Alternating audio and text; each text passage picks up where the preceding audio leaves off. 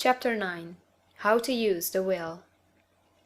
To set about getting rich in a scientific way, you do not try to apply your willpower to anything outside of yourself. You have no right to do so, anyway.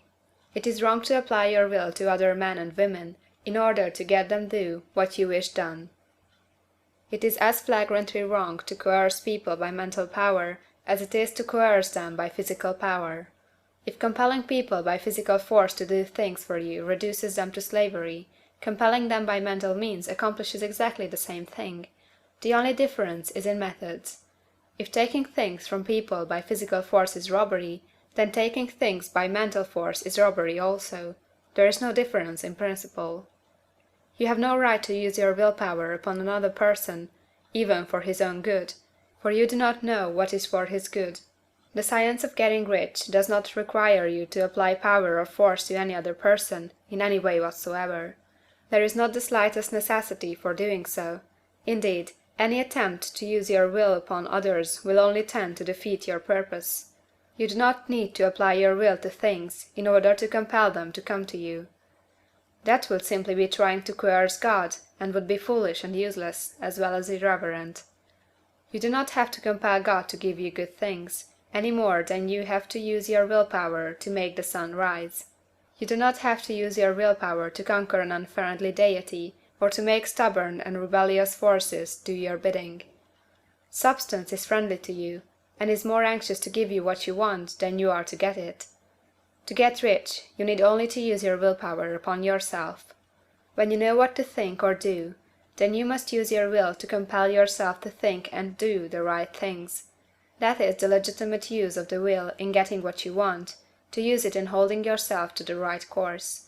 Use your will to keep yourself thinking and acting in a certain way. Do not try to project your will, or your thoughts, or your mind out into space, to act on things or people. Keep your mind at home. It can accomplish more there than elsewhere. Use your mind to form a mental image of what you want, and to hold that vision with faith and purpose. And use your will to keep your mind working in the right way. The more steady and continuous your faith and purpose, the more rapidly you will get rich, because you will make only positive impressions upon substance, and you will not neutralize or offset them by negative impressions. The picture of your desires, held with faith and purpose, is taken up by the formless, and permits it to great distances throughout the universe for all I know. As this impression spreads, all things are set moving toward its realization. Every living thing, every inanimate thing, and the things yet uncreated, are stirred toward bringing into being that which you want. All force begins to be exerted in that direction. All things begin to move toward you. The minds of people, everywhere, are influenced toward doing the things necessary to the fulfilling of your desires, and they work for you unconsciously. But you can check all this by starting a negative impression in the formless substance. Doubt or unbelief is as certain to start a movement away from you as faith and purpose are to start one toward you. It is by not understanding this that most people who try to make use of mental science in getting rich make their failure. Every hour and moment you spend in giving heed to doubts and fears, every hour you spend in worry, every hour in which your soul is possessed by unbelief, sets a current away from you in the whole domain of intelligent substance. All the promises are unto them that believe, and unto them only. Notice how insistent Jesus was upon his point of belief, and now you know the reason why. Since belief is all important, it behooves you to guard your thoughts, and as your beliefs will be shaped in a very great extent by the things you observe and think about, it is important that you should command your attention. And here the will comes into use. For it is by your will that you determine upon what things your attention shall be fixed. If you want to become rich, you must not make a study of poverty. Things are not brought into being by thinking about their opposites. Health is never to be attained by studying disease and thinking about disease. Righteousness is not to be promoted by studying sin and thinking about sin. And no one ever got rich by studying poverty and thinking about poverty. Medicine as a science of disease has increased disease. Religion as science of sin has promoted sin, and economics as a study of poverty will fill the world with wretchedness and want. Do not talk about poverty, do not investigate it or concern yourself with it, Never mind what its causes are. You have nothing to do with them. What concerns you is the cure. Do not spend your time in charitable work or charity movements. All charity only tends to perpetuate the wretchedness it aims to eradicate. I do not say that you should be hard-hearted or unkind, and refuse to hear the cry of need. But you must not try to eradicate poverty in any of the conventional ways. Put poverty behind you, and put all that pertains to it behind you, and make good. Get rich, that is the best way you can help the poor. And you cannot hold the mental image which is to make you rich, if you fill your mind with pictures of poverty.